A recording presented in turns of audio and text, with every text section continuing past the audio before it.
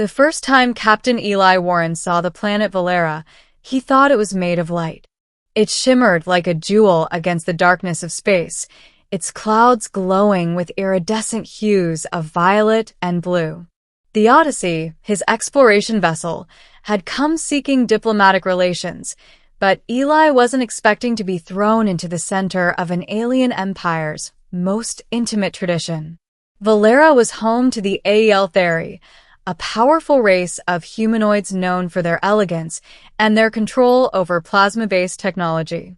To the Galactic Union, they were potential allies. To Eli, they were a mystery. When he stepped off the landing ramp, the air felt charged, humming faintly as if the very atmosphere was alive. Awaiting him was a delegation of Aeltheri nobles, tall figures with radiant, patterned skin that shimmered like marble lit from within. At their center stood Princess Seraphine, heir to the Valeran throne. She looked young, perhaps in her early 20s by human measure, but her golden eyes held the calm weight of someone much older. Her robes flowed with embedded crystals that pulsed softly, responding to her heartbeat. When she saw Eli, her lips curved, not in arrogance, but in curiosity. "You are the human envoy," she said in flawless standard. "You look softer than I expected." Eli chuckled nervously. "I'll take that as a compliment, Your Highness." The delegation murmured. Humor, it seemed, was not common among the Aeltheri. Yet Seraphine tilted her head and smiled faintly, as if storing the sound of his laugh for later. That day marked the start of their diplomatic talks. And the beginning of something far more complicated. The proposal of stars. Over the following weeks, Eli worked tirelessly to negotiate trade routes and research agreements.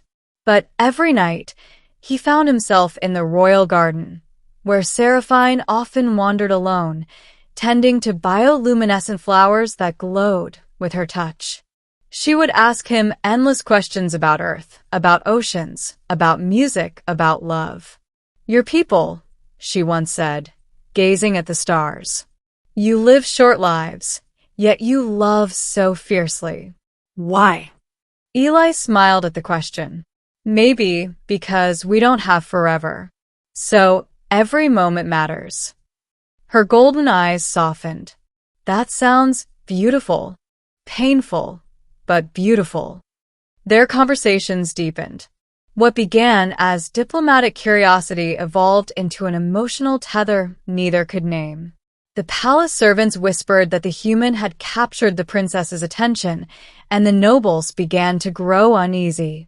A union between species, especially between royalty and an outsider, was forbidden under ancient Valeran law. Eli tried to keep his distance. He reminded himself why he was there, to represent Earth, not himself. But the more he saw her, the harder it became to ignore the way her presence filled every silence in his mind. One evening, she summoned him privately to the Celestial Hall, a vast chamber filled with floating crystals that projected constellations across the dome above. The stars shimmered in gold and silver, their reflections dancing across her skin. "Eli," she said quietly, "do you believe that two souls from different worlds can find each other by fate?" He hesitated. "I don't know if it's fate," he said softly, "but I do know that every time I see you, it feels like gravity." Her breath caught, and then she stepped closer. "You speak like the poets of the old worlds," she whispered. "But I fear my people will not see poetry, they will see treason." Eli frowned. "What do you mean?" Seraphine looked away. "The High Council has chosen my future husband, a union to strengthen our empire. But my heart," her voice faltered, "my heart is already taken." He felt the words hit him like a slow-moving meteor. "Seraphine." Before he could speak further, the sound of armored footsteps echoed through the hall. The royal guard appeared, led by Lord Vareth, the commander who had always looked at Eli with disdain. "The council requests your immediate presence, Princess. Vareth said coldly, his eyes flicking to Eli. And as for the human, your audience with Her Highness is over. Seraphine's gaze lingered on Eli for a moment too long before she was escorted away. That night, he couldn't sleep. The air in his quarters was too still, too heavy. And when the palace alarms blared hours later, he knew something terrible had happened. The breaking of worlds. Eli rushed into the corridor, only to be met by chaos. Guards ran toward the inner sanctum, shouting that the princess had defied the council. Word spread quickly. She had rejected her arranged union. He found her in the Garden of Light, surrounded by soldiers. Her crown had been cast aside, and her expression was calm. Too calm. "You're making a mistake," one of the nobles shouted. "You would throw away your birthright for a creature that bleeds so easily?" Seraphine raised her chin.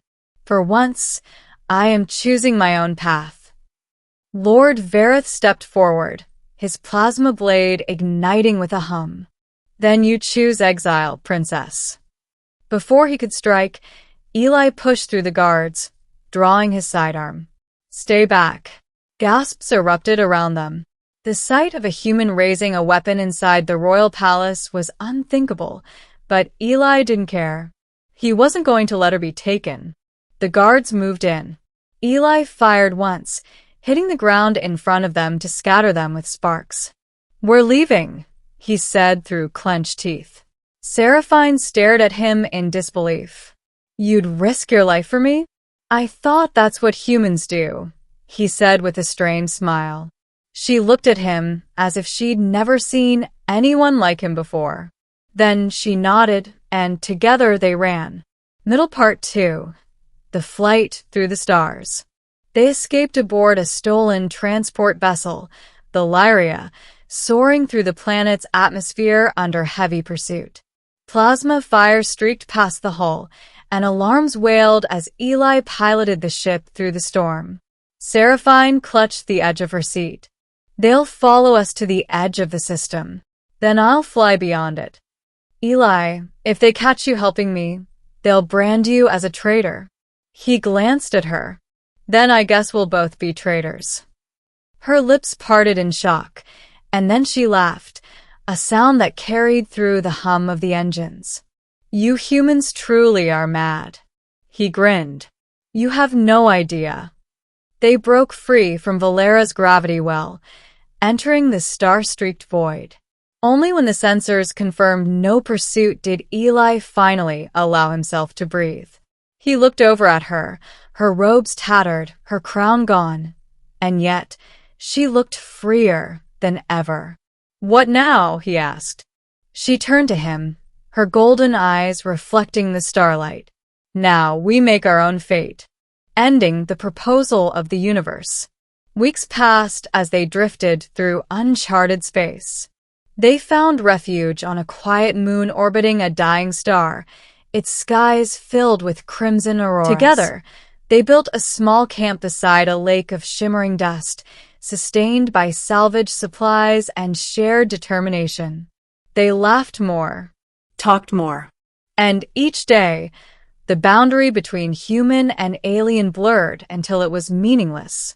One evening, as Eli fixed a communication relay, Seraphine approached quietly.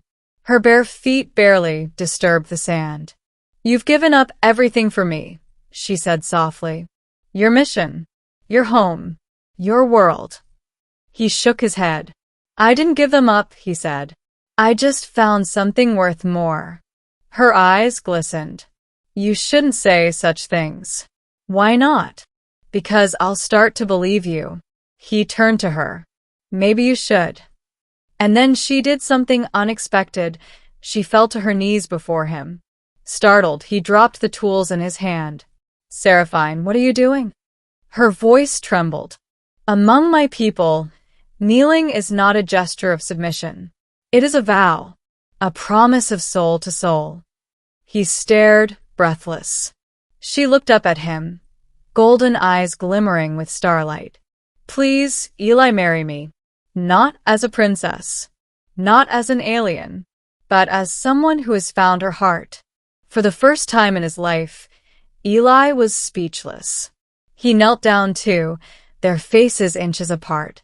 "You know I can't promise you a throne," he whispered, "or safety, or even peace." She smiled faintly. "Then promise me the stars." And he did. Epilogue: Beyond the Stars. Months later, the Lyria glided silently through deep space, bearing two fugitives who had become legends. Rumors spread across the galaxy of a human and an alien princess who defied empires for love. Some said they died. Others said they built a home on a forgotten world where human and alien children played beneath twin suns. But for Eli and Seraphine, it didn't matter what the universe believed. One night, as they floated above a glowing nebula, she took his hand. "Eli," she said softly, "do you ever miss Earth?" He smiled. "Sometimes. But when I look at you, it feels like I never left." Her smile deepened. "Then let's never go back." Outside, the stars shimmered, endless and free, witnesses to a love that defied both species and fate.